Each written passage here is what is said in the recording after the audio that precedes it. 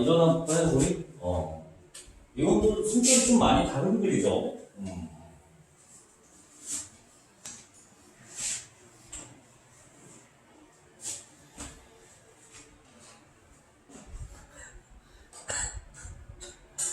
봅시다. 이건 또 뭘까요? 무슨 말인지 이해하기 좀 어렵지 않습니까? 나는 모르겠어. 뭔 소리인지. 하지만, 이런 글들이 역설적이게도 국어 실력을 테스트하기에는 더 좋은 글입니다. 왜냐면, 예학을 미리 알고 있는 사람은 너무 유리하지 않을까? 저 김장생 씨 저희 조상님이에요. 잘 알아요. 할아버지한테 많이 들었어요. 너무 유리해요, 그 사람한테. 즉, 모두가 모른다는 공평한, 다 모르는 우리가 평소에 접근할 수 없는 지식으로 독해력을 물어보면 순수하게 글 읽기 능력을 테스트하게 되기 때문에 오히려 더 공평한 시험이 돼요. 이런 것들을 잘해줘야 됩니다. 자, 근데 출제 원리에 따라 읽으면 좀 더 피가 나네. 뭐지? 잠깐만. 피부가 썩어가 나와. 이거 어떻게 하냐. 늙어서 그래. 어떻게 하면 나이가 나오지? 어떻게 하지? 아무래도 지금도 노안인데. 여러분들한테 물어볼 건 아니었습니다. 여러분들도 같은 고민을 할 것 같아. 봐봐. 1문단부터 그냥 해볼게요. 출제 원리로 눈에 띄는 부분을 말씀드리고 싶은데, 자, 임진왜란 일부터 어쩌고저쩌고 얘기를 해요. 두 번째 줄 한번 나올게요. 1문단의 두 번째 줄. 이 시기의 예학의 발전은 중국과는 다른 한국말 특색. 자, 이렇게 갈게요. 1, 2문단에서 하고자 하는 얘기 추가에 나와 있습니다. 근데 이 사람이 하고자 하는 얘기는 예학이라는 건 우리가 잡을 수 있을 것 같아요. 예학. 그 정도까지는 동의되지 않을까요? 근데 이 예학을 설명하기 위해 예학은 뭐예요? 라고 얘기하는 것도 중요하지만 대비시켜서, 아까 우리 비슷한 거 봤었죠. 서로 다른 거를 통해서 내가 설명하고자 하는 방법도 항상 쓰입니다. 대조의 서술 방식이에요. 그걸 읽었으면 조금 더 잘 눈에 띕니다. 예학은요, 유교 성약 그런 건데, 이 예학이라는 게 중국하고 달라요.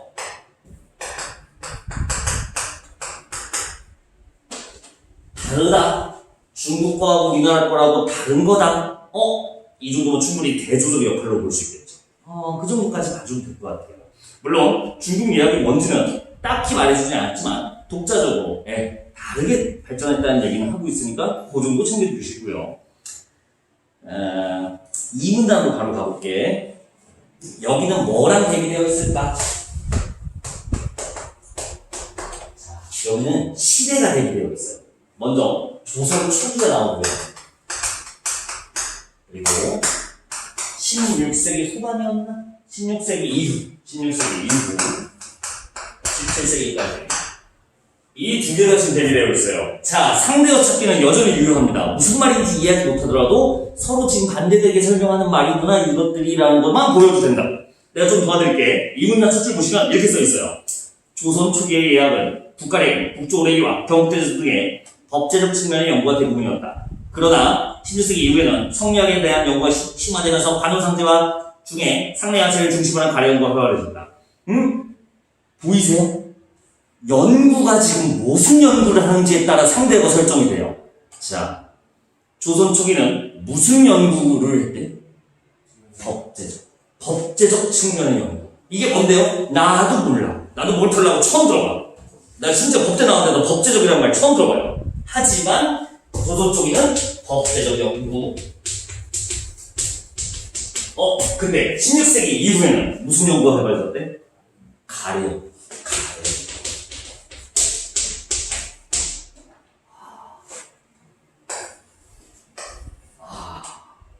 요걸 좀만 더 해볼게. 이런 양상은 17세기 이후에 외람과 호랑의 영역으로 더욱 가속화되었다. 무슨 말인지 이해됐을까요? 법제적 연구에서 시간이 흐르니까 가래 연구로 가는데 17세기가 돼서 가속화됐대요. 그러면 가래 연구를 더 많이 했다는 거야? 덜 했다는 거야? 더 많이 했다는 거 알고 계시죠? 계속 읽어볼게. 당시 사립은 종법적 예질서를 통해 모르겠어 뭐 말이지. 국가 사회와 가정을 유교적으로 만들어 나가려고 했기 때문에 가래를 여기요. 가래에 주목해야 돼. 국가 전반에 걸쳐 시행하는 것이 하나의 과제가 됐다. 됐어요. 우리가 지금 1, 2문제를 통해서 이 글에서 나한테 하고자 하는 얘기가 뭔지 이제 캐치가 돼야 돼요. 가래를 읽고 가래 연구가 국가 전반에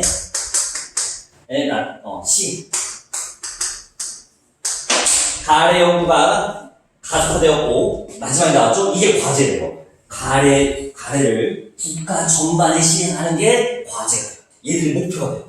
그럼 이 지구는 가래를 국가 전반에 시행할 수 있는 방법에 대해 얘기하는 거예요. 여기까지 읽었으면 절반의 성. 됐을까요? 이게 이 글이 하고자 했던 얘기였던 거예요. 자, 우리나라 예학은 국가사회 독자로 발전했고 시기적으로 봤을 때 가래가 주민주였어요. 이 예학의 일부인 가래였던 거예요. 가래가 국가 어떻게 시행하는지. 3문단 지금 다 푸셨으니까 편하게 말할게. 3문단은 이렇게 시작하네요. 17세기 예학은 크게 두 계열로 나눠 발전했다. 자, 전혀 다른 얘기라 생각하면 안 돼요. 뭘 기억하고 읽어야 돼? 이거. 가래를 국가 전반에 시행한다? 근데 두 개로 나눠서 연구했다? 이 두 개는 그럼 뭐가 다른 거야? 이 부분에 대한 게 다른 거야. 가래 시행하는 방법에 대해서 두 개가 다른 방법을 사용할 거예요. 반대로 갔다. 어떻게 해야 하는지 볼게. 자, 기호학파예요. 김장생 씨가 여기 있네. 그리고 4문단에 영남학파가 나오네요. 여기는 정구예요. 정구. 맞죠? 영남학파의 정구. 근데 정구 사람 이름은 맞아요? 눈치죠? 사람 이름이었어요. 김장생. 어제 한 중학생들 중에 이 정구가 어떻게 사람 이름이야 할 텐데 여러분들 아시는 분 중에 구라는 이름 되게 많아요. 백범, 김구. 그런데 그 배우자 중에 할아버지인데요. 신구라고 아세요? 그런 할아버지 TV 연예인이 있고요. 이거 유교 성리학이라고 하잖아. 여러분들 유교 누가 만들어요? 유교의 창시자. 할아버지? 할아버지께서 만드셨어? 늙은 사람들. 아닌데. 한 사람인데. 그리고 많이 늙었는데. 한 7,000년 정도 늙으셨는데. 응? 유교 누가 만들어요? 여러분들 알잖아. 님들아. 동혁아, 유교 누가 만들어? 모를 수도 있. 어떻게 모르지, 한국인인데? 공자. 몰랐어? 공자가 뭐라고? 공자 한국인. 뭐 갑자기 한국인이야? 무슨 소리야? 누가 만들었냐고 물어봤지. 내가 어째 한국인이라는 얘기를 했어. 공자 중국 사람이죠? 근데 그 아저씨가 만들어요, 여기를. 야, 근데 공자, 맹자, 노자 뭐 들어봤지? 이 사람들 왜 이름이 다 잘까요? 자가 이름이 아닌 거지. 이 자는 존칭하기 위해 쓰는 말일 거야. 그러니까 님쯤 됩니다. 님이 좀 어색하다. 느님쯤 되나? 공느님, 맹느님 이런 느낌이에요. 이 자가. 그리고 원래 이름이 있었겠네. 공자 이름이 뭐게요? 공구예요. 이 아저씨 누구예요? 어쨌든 오늘 정구 아저씨 만났네요. 이 둘을 읽을 때 뭐를 기준해서 읽으라고? 이걸 기준해서 이걸 인식하지 못하고 읽으면 뭐 개소리야 이렇게 읽을 수밖에 없어요. 자, 3문단 읽어볼게. 17세기 예학 크게 두 개로 나눠 발전했다. 하나는 기호학파에 속한 김장생과 그의 문학 예학이고 다른 하나는 영남학파에 속한 정구와 그 문화의 예학이다. 자, 3문단 세 번째 줄이야. 김장생을 중심으로 한 기호 예학은 자, 미수봐. 가래를 중시하고 이 사람이 가래를 국가 전반에 시행하게 한 짓은 뭐냐? 가래 중심인 거야. 이걸 보고 읽어야 돼요. 가래를 중시해서 가래를 다시 시행하려고 한 거였구나. 이렇게 봐야 돼요. 좀만 더 읽어볼게. 주자의 예설을 추구한 반면 주자의 예설은 왜 안 해요? 지금 앞에서 한 얘기가 아니니까 중심 내용이 아니에요. 그냥 패스하는 거예요.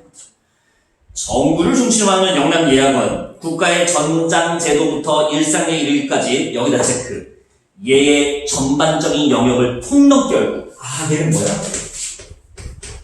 전반이 뭔지 알죠? 전부라는 뜻입니다. 이 사람은, 이 영양학파는 가래를 시행하기 위해서 얘 전반적으로 다 연구했대. 얘를 전부 다, 가래뿐만 아니라 얘 자체를 연구해버렸대. 근데 목표는 뭐야? 똑같아. 지금 이 문제 알려줬어. 이거 하기 위해서. 방법이 다르다. 왜 이렇게 이제 세부적인 설명이 이제 이어질 겁니다. 이 질문 어려운 질문 맞아. 4문단 가볼게요. 우선 김장생은 예학을 각종 의뢰를 실천하기 위한 시험적 측면이 아니라 학문적 측면에서 연구했다. 그는 예제를 무의식적으로 준행하는 것이 아니라 그 시행을 뒷받침하는 본론을 고정하고 정확한 노력을 올려 의식적으로 실천할 수 있게 하였다. 자, 뭐 들어오나요? 키워드가? 무의식이 아니라 의식적으로. 의식적으로 하려고 했대. 무의식이 아니라. 이런 말이 좀 티나. 이 말이 왜 중요하냐면, 자, 봐봐. 김봉수를 설명하는 방법, 수많은 방법이 있어요. 근데, 이 말, 괜찮아? 김봉수는 오수병이 아니라 김봉수라는 사람이다. 이렇게 설명할 수 있죠.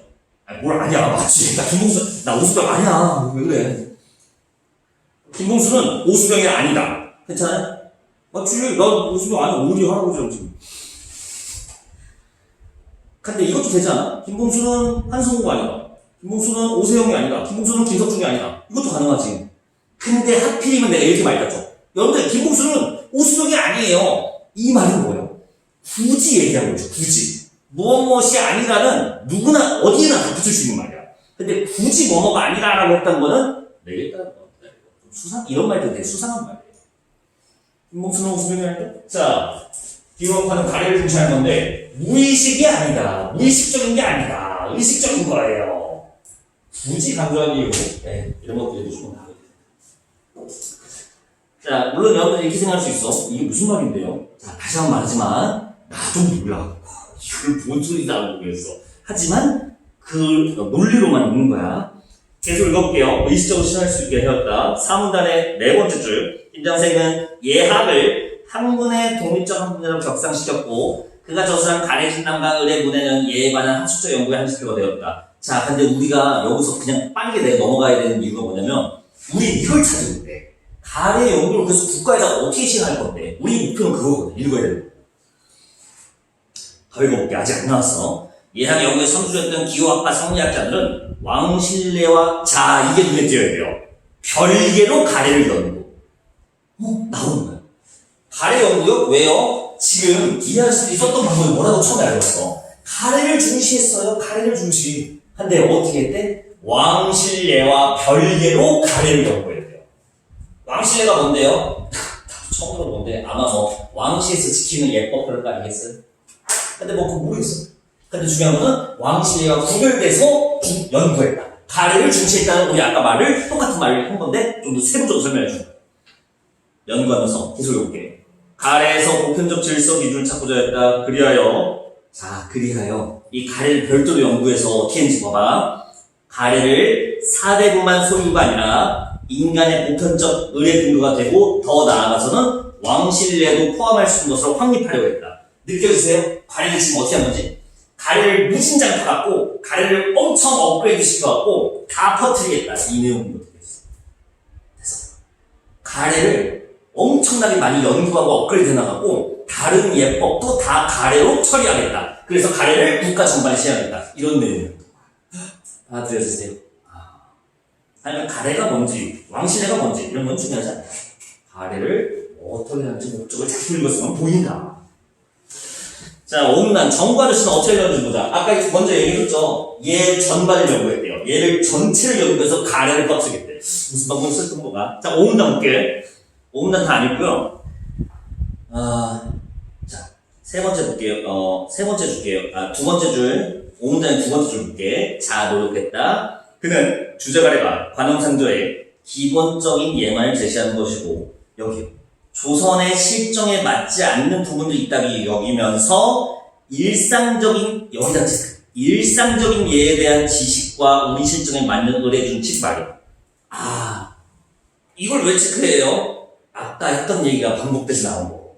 예 전반을 연구한다? 일상적인 예에 대한 같은 말이잖아. 일상적인 예. 예 전부. 우리가 일상에서 만날 수 있는 모든 예를 말이야. 그는 계속 이렇게 예제의 근본을 고제로 삼고 얘의 근본이 마음이 있다고 하여 마음 수양 실천함과 소학 신경 공부를 중시했다. 아유 뭔 소리야. 정부의 예약은 허목으로 이어지는데 그는 자 잘 봐. 일상예와 국가의례뿐만 아니라 여기 즉 만사가 모두 예를 바탕으로 행해. 얘는 만사 모든 일을 예로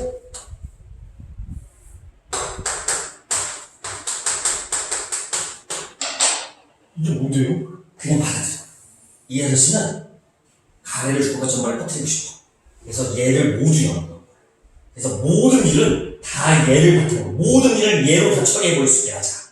그렇게 하면 자연스럽게 가래가 다 전부 다 들어간 거 아니야? 이런 식으로. 좀 어렵죠, 받아들이기. 뭐 어떻게 하면 돼? 이해하려고 하지 마. 이거 하려고 이렇게 연구하신 다음에 이렇게 결론 내셨대요. 그거만 좀. 그러니까 가래를 전반에 시행하고 싶어서 모든 일들에다가 다 이유를 붙여준 거예요. 예라는 이유 바탕으로 모든 일이 다 예랑 관련이 있어요. 그러면 자연스럽게 가래도 다 퍼지게 되는 거지. 일 이렇게 하는 거예요. 됐을까요? 자, 지금 읽어보니까 둘의 차이점이 나왔죠? 차이점이 나왔어요. 마지막 문단은 뭡니까? 네, 공통점을 마지막에 말하면서 마무리해줍니다. 둘 다 공통점은요, 저런 거를 목표로 한대요. 호호호, 됐죠. 이렇게 마무리. 지금 이해되세요? 이해됐으면 아주 똑똑하신 거예요. 자부심을 가져도 좋습니다. 근데 이해 안 되면 정상인입니다. 축하드립니다. 미친놈이 아니세요. 어떻게든 괜찮고, 우리는 정확하게 문제를 풀면 됩니다. 자, 답부터 불러드릴게요. 4번에 5번, 5번에 2번, 6번에 3번입니다. 풀만했나요?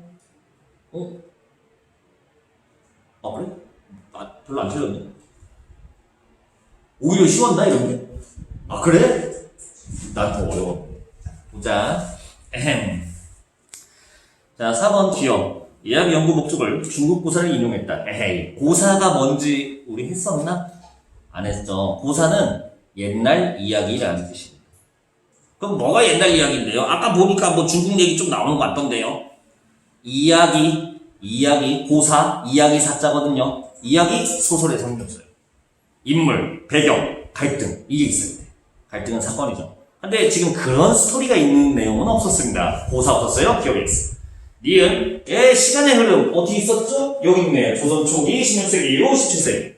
시간의 흐름에 따른 양상 나왔고요. 디귿, 잘 봐. 디귿에 낚인 사람 많을 거야. 여러 학문 간의 차이점을 통해 예학의 특징을 부각시킨다. 여러 학문, 자, 이 지문에서 갈린 거는 이게 학문이 갈린 건가요? 학파. 예학, 가래에 대한 학파가 갈린 거지. 학문 자체는 뭐야? 예학으로 고정되어 있는 거죠. 가래에 대한 예학 연구로 학문이 고정되어 있어요. 디귿이 틀린 얘기입니다. 학문이 갈린 적은 없어요. 학문은 예학 하나 있어요. 리얼, 예학에 접근하는 방식을 두 가지 학파로. 이게 맞죠? 답이 그래서 5번이었습니다. 자, 5번 문제 보러 갈게요. 이거는 사실 확인인데요. 출제 포인트가 정해져 있어요. 아까도 말했지만 계속 대조되는 데서 찾아야 됩니다. 자, 좀만 참아봐. 5번에 1번. 임시한 이후 예학의 발전 양상은 중국과는 다르다. 1문단에 하나 나왔어야 됐죠? 중국과 다른 대조리들 나옵니다.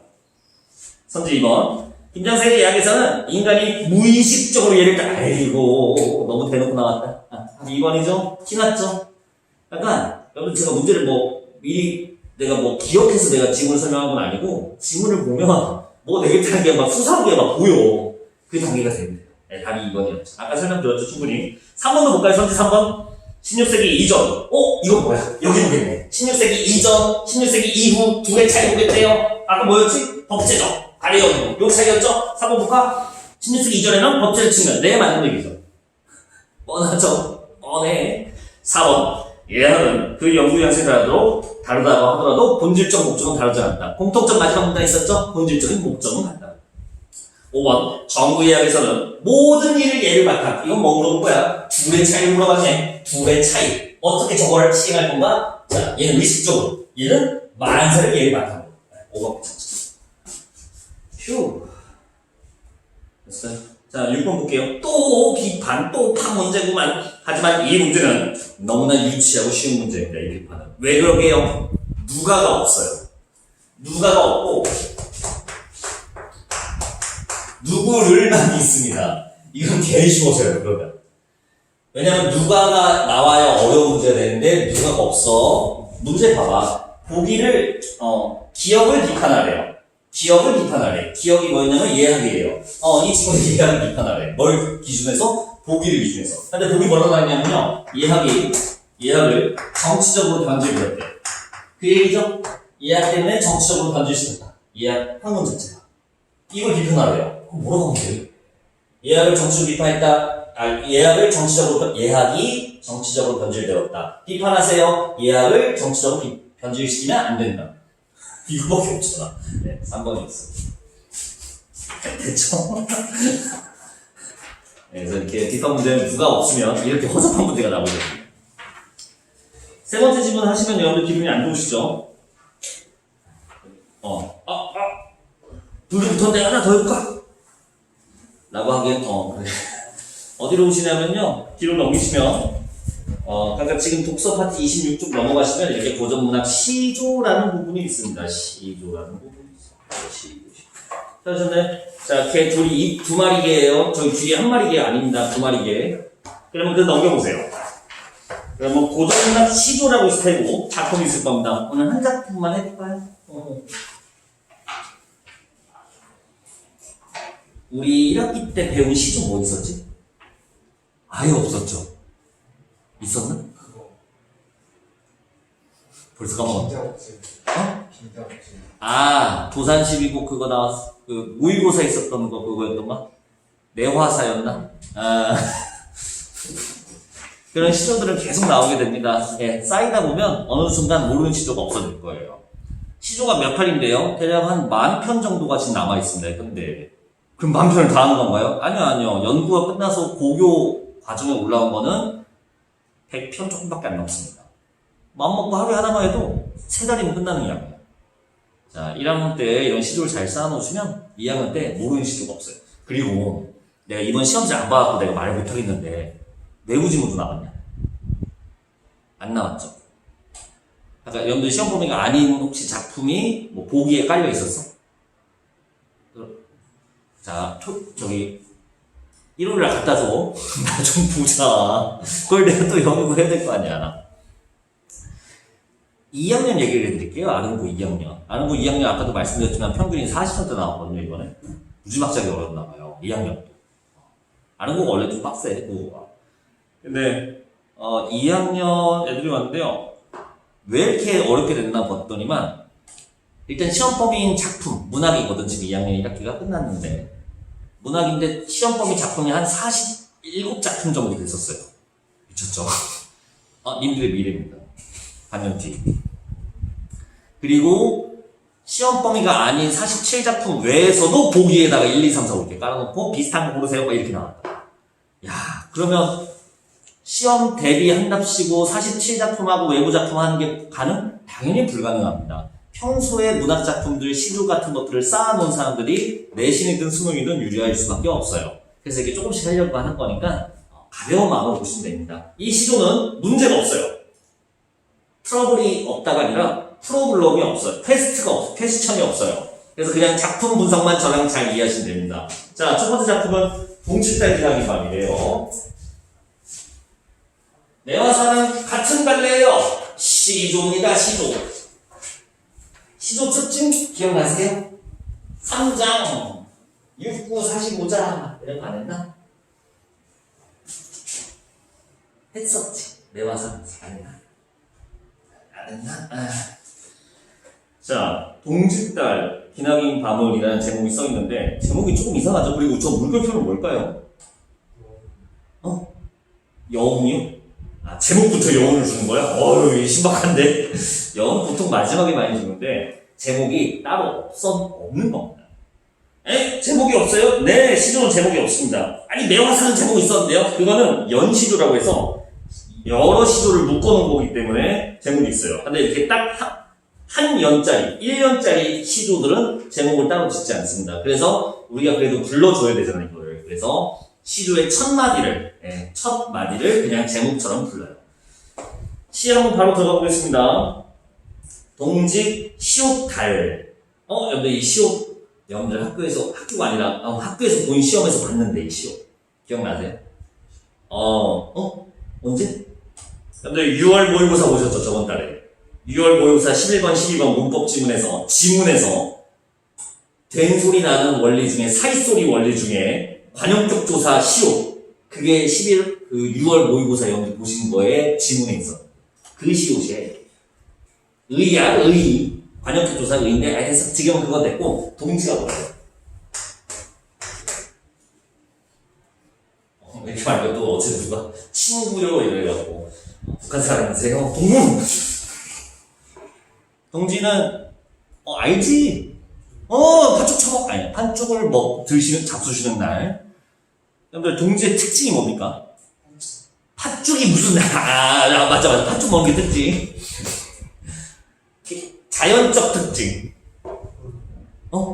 아닙니다. 동지라고 해서 무조건 보름달이 뜨지 않아요. 밤이 길어요. 아주 훌륭합니다. 그래도 상식적인 답변이 나왔군요.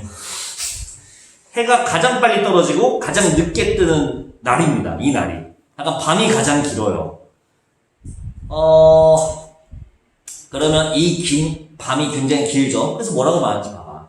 동지달 기나긴 밤. 동지의 그 긴 밤을 한어리를 배워냈대요. 한어리를 배워내. 밤. 물어보자. 부채야, 추상. 부채. 뭘로 인지할 수 있어? 감각할 수 있어. 부채도 감각할 수 있잖아. 추상. 바로 바꾸네. 맞아요. 시간은 추상이에요. 시간은 감각할 수 없어요, 우리가. 생이 눈으로 볼 수 있는데요? 그건 시계를 보신 거죠. 밤 눈으로 까만색 볼 수 있는데요? 그건 밤 하늘을 보신 거지. 밤을 본 적은 없어요, 하늘을 본 거죠. 이해됐을까요? 밤이라는 시간의 개념은 우리가 감각할 수 없습니다. 자, 긴 밤을 어떻게 했대요? 더뎌냈대요. 자, 더히다. 이런 단어들 많이 챙겨놓으세요. 중세국어 단어들은. 대단한 짓을 합니다. 대단.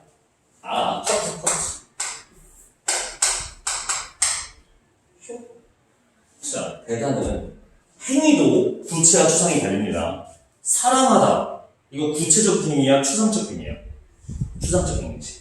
대다. 부채 행위, 추상 행위. 부채. 우리가 감각할 수 있는 행위예요. 자, 오류가 생기지 않습니까? 밤을 배웠대요. 추상을 배웠대요. 이게 가능합니까? 이론상 불가능하죠. 자, 그럼 이제 판단하셔야 돼요. 밤을 어떻게 만든 거야? 원래 추상은 구체처럼 바꾼 거지. 느낌 오세요? 밤이라는 추상을 마치 물리적으로 될 수 있는 것처럼 구체적인 것처럼 바꾼 거야. 이걸 뭐라고 한다? 구체가 아닌 거를 구체로 바꿨다. 자, 비음이 아닌 걸 비음으로 바꿨다. 비음아. 유음이 아닌 걸 유음으로 바꿨다. 유음아. 구체가 아닌 걸 구체로 바꿨다. 구체화. 이렇게. 됐을까요? 공감각하고 달라요. 공감각은 하나의 감각이 다른 종류의 감각, 즉 구체에서 구체로 가는 건데 이거는 추상이 구체로 가는 거예요. 무지막지하게 중요합니다. 자, 여러분들 안보 1학년 2학기 때 이거 안 나오면 손가락 자르겠습니다. 내신에 무슨 말이야. 이 작품과 이 개념은 안 나온 해는 단 한 번도 없었습니다. 무조건 나옵니다. 그래서 이거 알아두시면 돼요. 여러분들 구체랑 똑같은 말 뭐 있었죠? 감각 좋아요. 감각 감각화 같은 말이에요. 자, 관념이 아닌 형상이라고도 하거든요. 이 구체를 감각할 수 있다. 형상이라고 해요. 그래서 형상과도 같은 말이에요. 객과나 같은 말이에요. 다 세트로 느껴보고 조금 바뀌는 말이 나와도 어차피 구체라는 말로 잡을 수 있다. 감각할 수 있다는 말로 다시 보면 다 같은 말이라는 거 캐치할 수 있을 거예요. 자, 그러면 시에서 결국에 우리가 해야 되는 게 마음을 읽는 거잖아요. 결국에 본질로 돌아와서 이 사람은 무슨 마음으로 밤을 잘라낸 걸까? 여러분들이 무언가를 자른다는 거는 보관하기, 용이하기 위해서 잘라놓는 거 아닐까요? 밤을 보관하기 위해서 자른 거거든요. 이 밤을 왜 보관하고 싶은 걸까? 밤을 좋아해서? 조금 더 읽어보자.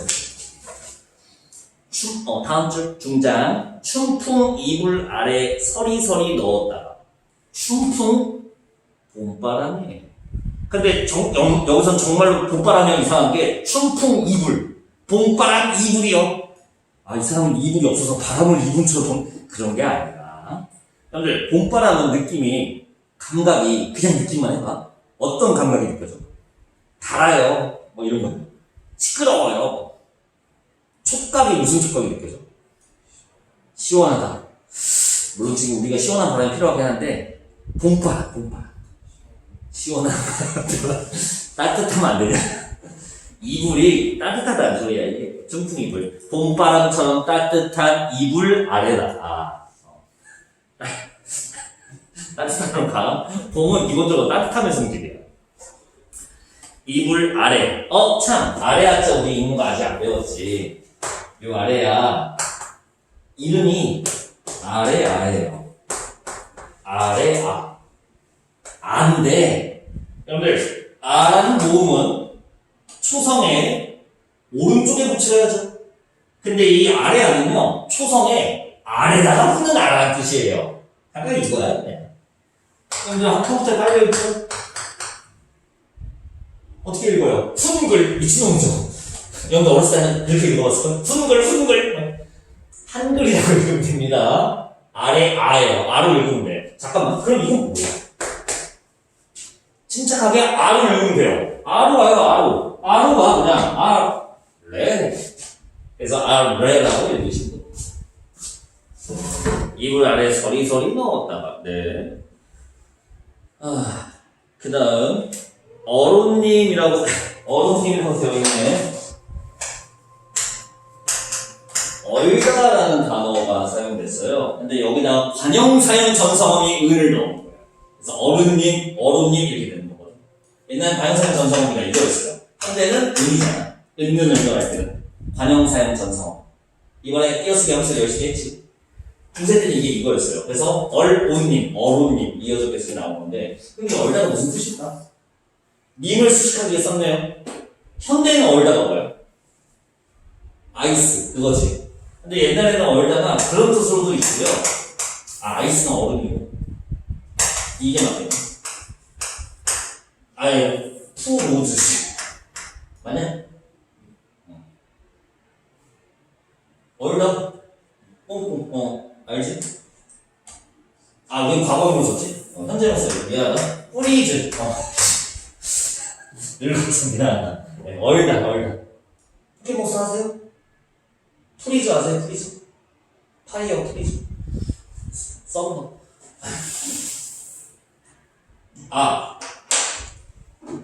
이러면이지. 자, 내가 적당히 의역해줄게. 러브라는 뜻이 있어요. 러브라는 뜻이 있어요.